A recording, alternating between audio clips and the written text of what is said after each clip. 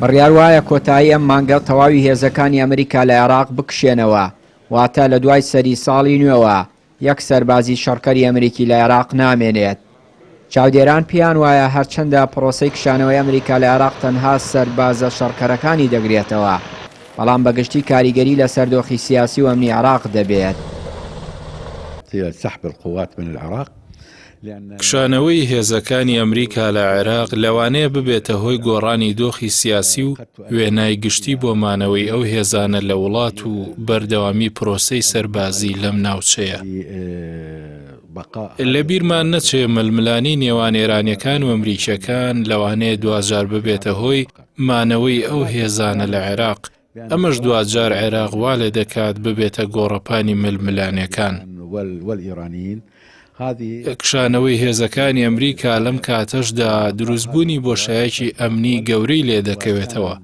ئەم بۆشاییەش کاریگەرێکی ڕاستەوخۆی لەسەر سیاسەت و گەلی عێراق دەبێت. هەرچەندە باس لەبوونی سیناریۆ دەکرێت لە پاش کشانەوەی هێزە شەڕکەرەکانی ئەمریکا لە عێراق هاوشێوەی ئەفغانستان، بەڵام چاودێرێکی سیاسی دەڵێت ئەمریکا لە ڕێگەی پرۆسەی سیاسی هاوشێوەی هەڵبژاردنەکانی ئەمجارەی پەرلەمانی عێراق دەوێت گۆڕانکاری بکات بۆ یەک کشانەوەی ئەمریکا لە عێراق هاوشێوەی ئەفغانستان نابێت.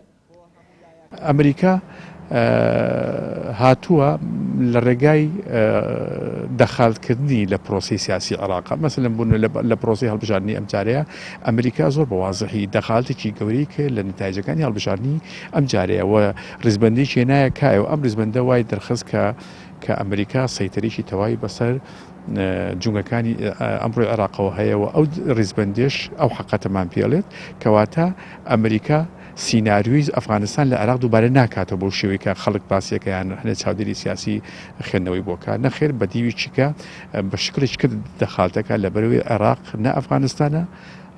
عێراق لە منطقەیەکی زۆر هەستیاری ناچەی شەرقی ئەوسەتایە و دەوڵەتێکی گرنگە، گرنگجەکەی زۆر جیاوازە لەگەڵ ئەوەی کە لە ئەفغانستانە هەیە. جا بۆیە بە هیچ شێوەیە لە عێراق پاشخشەکردن نیە، هێزی سەربازی و هێزی سیاسیشی پاشخشێناکە و خۆشزانانی لە ڕووی سیاسیشەوە گەورەترین سەفارەت لە ئەمریکا لە عالەم لە عێراق هەیەی و 5,000 سەربازی بەکوژداوە لە وڵاتە.